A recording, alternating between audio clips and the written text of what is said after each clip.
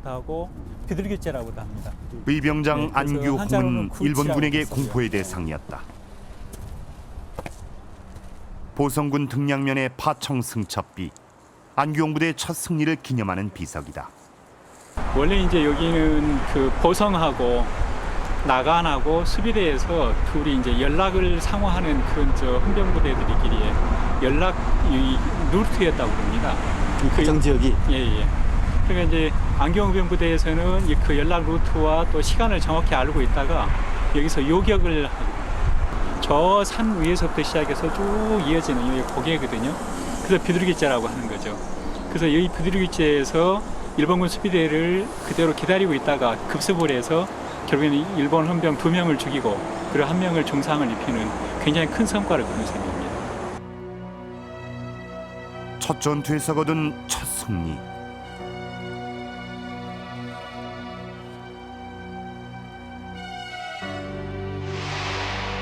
안규홍은 어떤 인물이었을까? 안규홍은 특이한 이력의 소유자였다.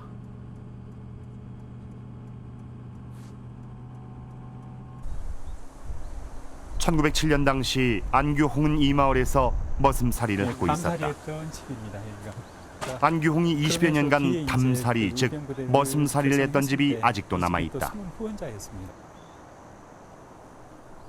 마을의 가장 높은 곳에 자리 잡은 규모 있는 집. 이 집안 사람들은 아직도 안규홍에 대한 이야기를 기억하고 있다.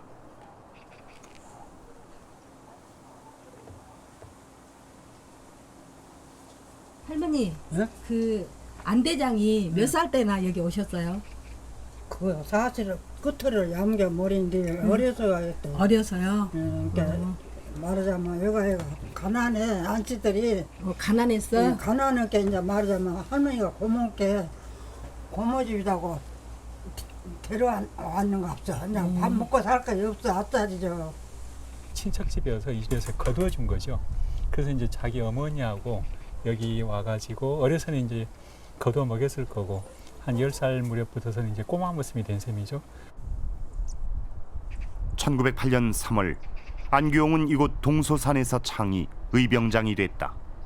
그의 부대는 담사리 부대라고 불렸다.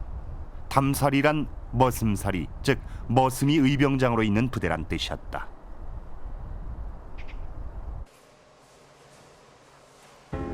안규홍과 그의 부장들에 대한 행적을 후세인들이 엮은 담산실기.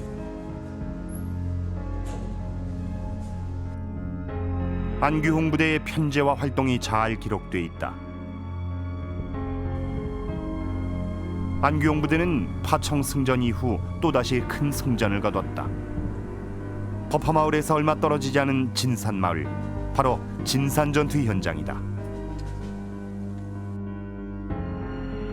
진중일지에도 안규홍 부대와 일본군 14연대 접전이 기록돼 있다.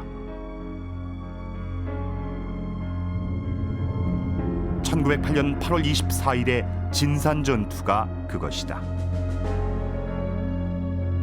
진산은 전략적으로 중요한 곳이었다.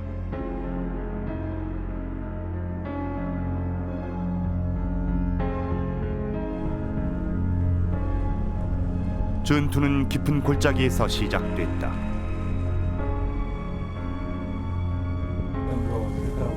공방은 치열했다.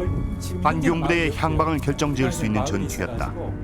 마을 주민들이 굉장히 적극적으로 도왔다고 그렇게 되어 있습니다. 보성 지역 전체가 안규홍 부대의 근거지거나 활동 부대였습니다.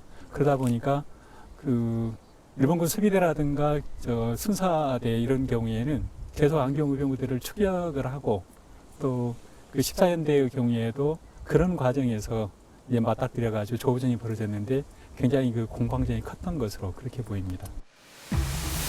진중일지는 전투 전 상황부터 기록하고 있다. 일본군은 70여 명의 안규홍 부대가 수경하는 곳을 감지했다. 일본군은 즉각 추적에 나섰다.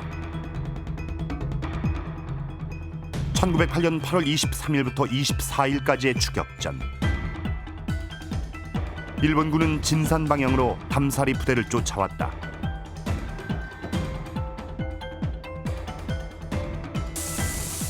전투는 8월 24일 오전 세 차례에 걸쳐 이루어졌다. 제1시기는 오전 6시 20분부터 일본군은 진산을 포위 수색했다.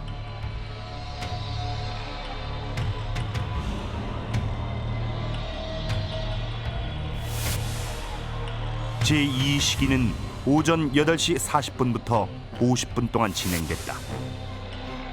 제3시기는 본격적인 전투였다. 일본군은 마을을 불태우며 안규홍 부대를 쫓았다.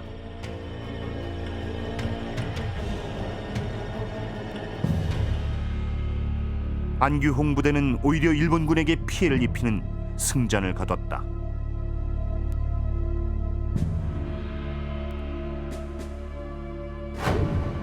그런데 당시 일본군은 아직도 안규홍에 대해 제대로 파악하지 못하고 있었다.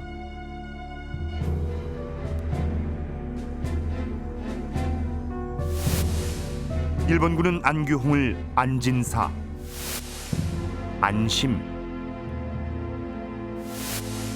안진 등 여러 이름으로 부르고 있었다. 안규홍 부대와 일본군 14연대 접전은 계속됐다. 1908년 10월에 우산 전투. 전투 결과 적괴 안규홍 사망. 일본군은 안규홍을 사살한 것으로 보고하고 있다. 하지만 얼마 후 일본군은 포로 신문을 통해 충격적인 사실을 접하게 된다. 적괴 안규홍이 화승총을 수리 중이란 것이다.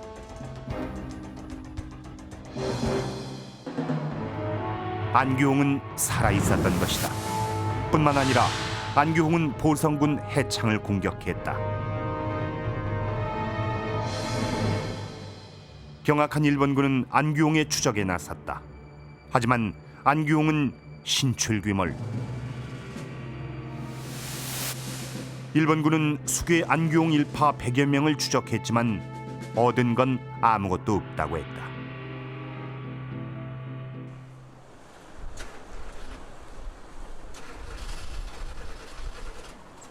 머슴 출신 의병장 안규홍은 더욱 과감한 작전을 펼쳤다.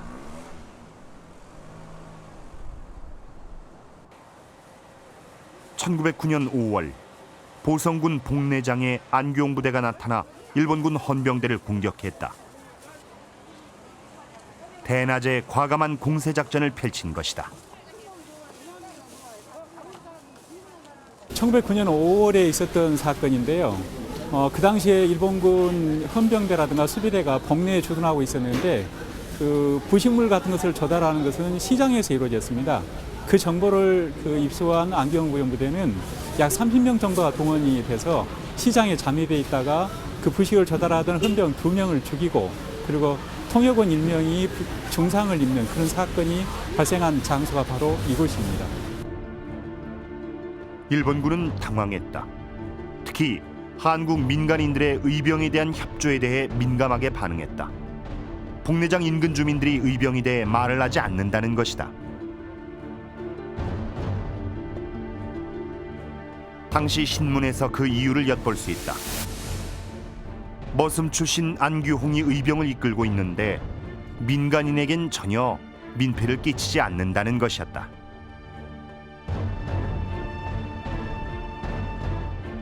처음에는 이들이 의병을 일으킨다고 했을 때 양반 유생들이 전혀 협조하지 않았었습니다. 근데 이들의 반일 투쟁이 이제 굉장히 인정을 받게 되니까 양반 유생들도 비로소 인정하게 됐고 합류해서 그 신분적 차이를 극복해가지고 굉장히 어떻게 보면 가장 대표적인 신분적 차이를 극복한 의병부대라고 할 수 있겠죠. 이들 의병은 일본군에게 가장 큰 골칫거리이자 난적이었다.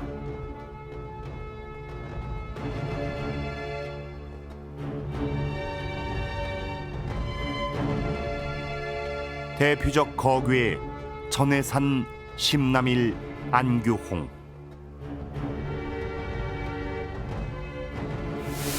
그 중심에 안규홍이 있었다.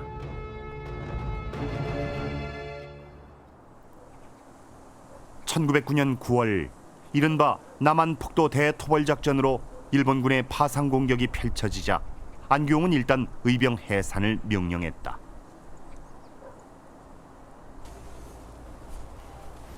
그는 머슴살이하던 이 집의 마구간에서 일본군에게 체포됐다. 참고로 쓰고 있어요. 예. 여기가 옛날 마구간 자리니까. 네, 그래서 여기서 숨어 계시다가 네. 잡히셨다고 드셨다고요? 네. 예. 여기 어머니를 만나러 왔던 길이었다.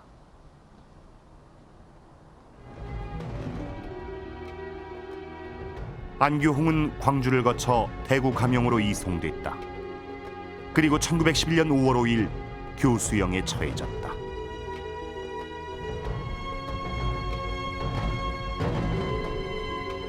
머슴 출신으로 의병장이 된 안규홍. 항일 의병 투쟁사에 한 획을 그은 인물이었다.